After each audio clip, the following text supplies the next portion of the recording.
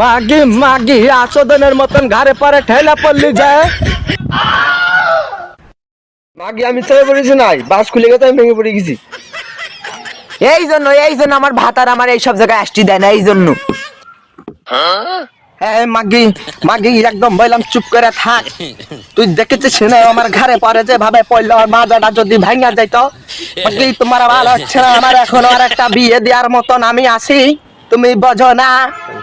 না বুড়ো মাগি, আমি কিছু বুঝি না, তোমরা দুইজন গন্ডগোল মারাবার দোষ আসবে সব আমার ভাতার, এই জন্য আমার ধীরে ধীরে মারে। এই সব হয়েছে আচোদানা মাগির জন্য। এই মাগির জন্য আমার কথা শুনতে শুনতে হইতাছে। মাগি তোমার পা দুটো ঠিক থাকে না মাগি, তুমি যেভাবে আচোদনের মতন ঘরে পরে পইরা গেছো, তোমার কি শরীরে কি ঝাঁজ হইয়া গেছে নাকি বুঝলাম না। হবে বুড়ো মাগির দোষটা ধর দিলে, বুড়ো মাগি ধর দিলে।